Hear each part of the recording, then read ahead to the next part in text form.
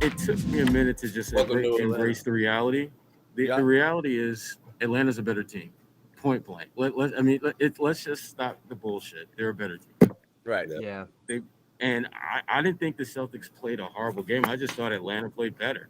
I Yeah. mean, the Celtics played the way that I think they need to play in order to be successful, but Atlanta's just better at it. I mean, the Celtics, they tried to attack the rim, they tried to be aggressive, they tried to do all those things, and Atlanta tried to do the same things. And guess what? Atlanta was better at it. So I'm not all that upset at this loss because I think this is just they just lost to a better team. Now, if they play like this most of the rest of the season, they're going to be where they're supposed to be in that 5 through 7 range. But Atlanta is a better team, no doubt about it. No.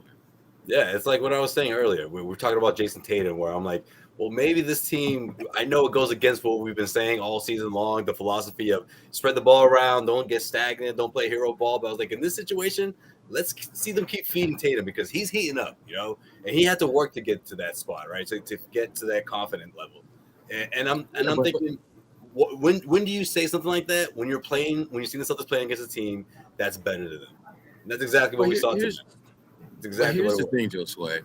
Tatum began the game looking to get rid of the ball and get other guys involved, right? Right. And that's what he was looking to do offensively. Defensively, the Celtics were doing their best to get the ball out of Trae Young's hands. So Trae was essentially doing the same thing Tatum was. But here's the difference. Tatum is passing to Grant Williams. Trae is passing to Kevin Huerter. Guess who won that battle? Mm-hmm. Yep. In the second half, it was Cam Reddish. Yeah, the shooting personnel on right. that team's ridiculous. Yeah. I mean, think about this. Cam Reddish is like maybe the 4th or 5th, maybe even 6th option on that team. Where on a lot of teams, he's probably in your top 3. I know. Especially Yeah, Celtics. it's like I said, So- is that there's more options, as Sherrod said. This is how we opened the show. Sherrod was basically saying, like, even fully manned, you don't know if the Celtics can compete with Atlanta. Atlanta's overall just a better team.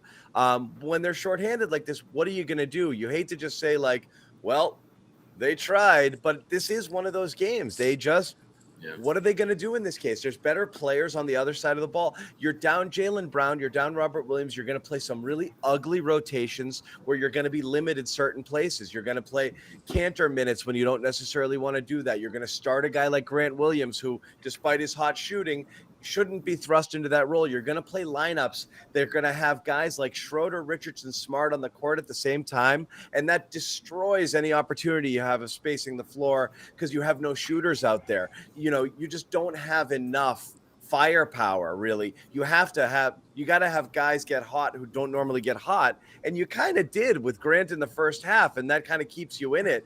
Grant doesn't go off in the first half. This might have been a 15, 18-point game at the half and a 25-point game after 3.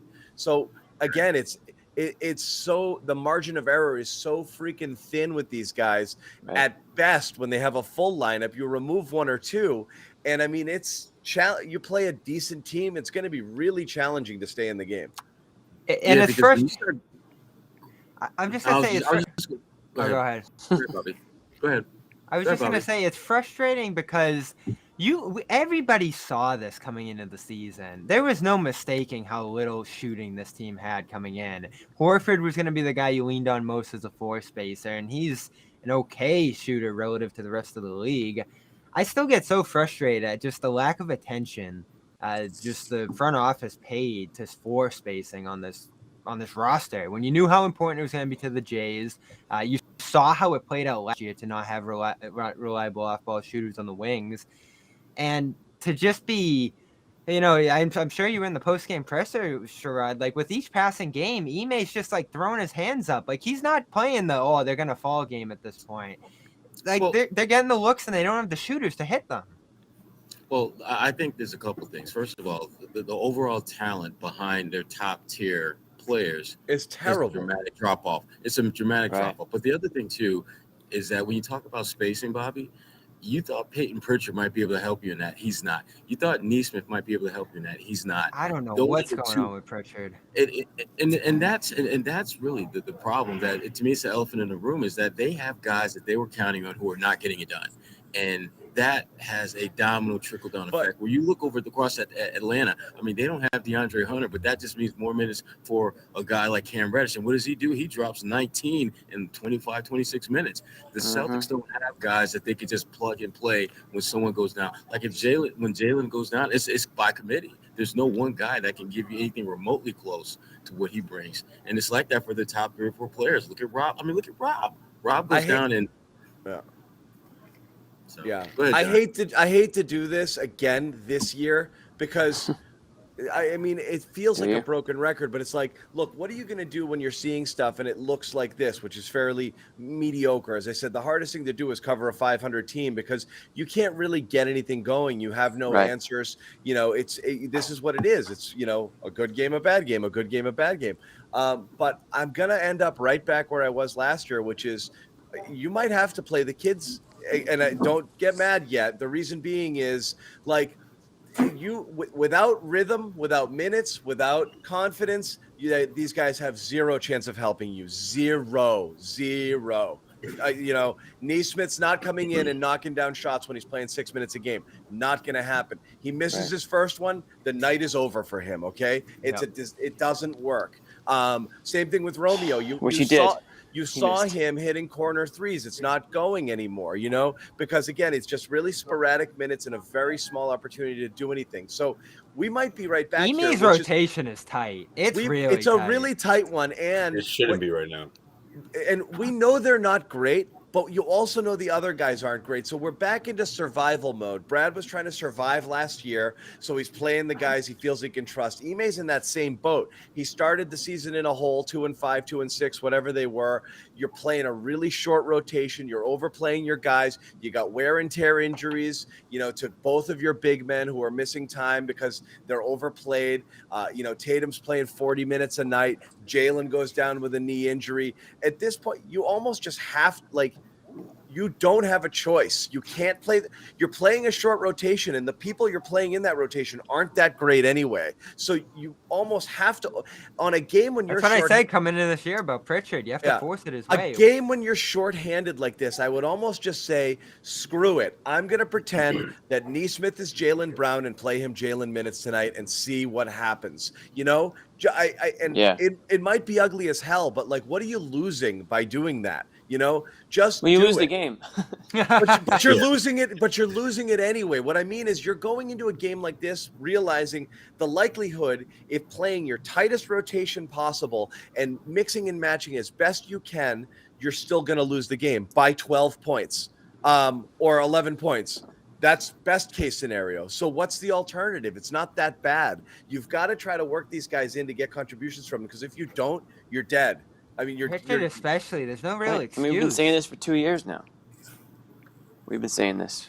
So I'm right back to it, because I agree with you guys. I have realized I don't think their ceilings are super high. I don't think there's a magic that they're going to all of a sudden blossom into something we just never saw coming. I don't think it, but I don't know what you're going to do at this point. What do you want to see? You know, what do you want to see out there right now?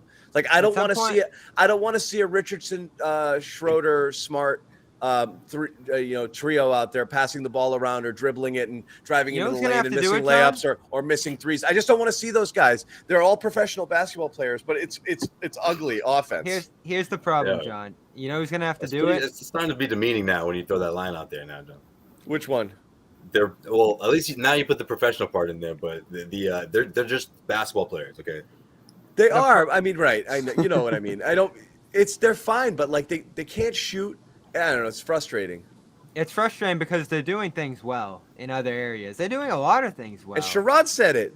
What are they going to do tonight? They played the type of game that they needed to play to try to stay competitive. And this is the distinction I've been trying to draw between this year and last year, because I do agree, John. It feels a lot like last year, and it's hard to argue with the record they have. They have a really good defense. I mean, number one, the last 2 weeks, when everyone's out there, they can be flat out dominant on that end.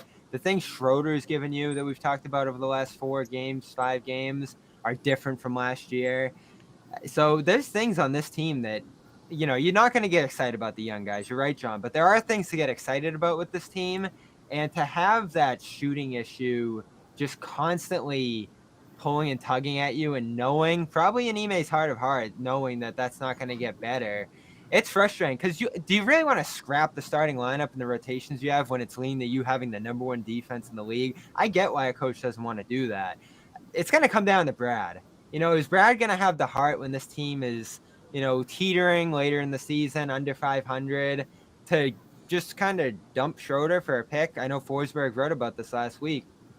It's a decent thought. If he's playing really well, if you can sell high on him and that opens up some minutes for some young guys, at that point, you might have to do that. Schroeder? Maybe. If you're at that point, you're punting the season, so to speak. You are going to do it. You are. You absolutely are punting the season. Well, you have two choices. He's literally the one player that's – okay, what are the two choices, Bobby? Yeah. You either doing that. What's B? Sherrod is gonna give you a dad talk in a minute. Or we're gonna go the TP route again, and I'm tempted to do it. I was wrong last year. Sherrod's gonna sun you right now. Okay, listen. Son. I'm not gonna do it because Bobby. I like Bobby, but I will say this, Bobby. I will say this. At the end of the day, we are talking about a team full of grown-ass men.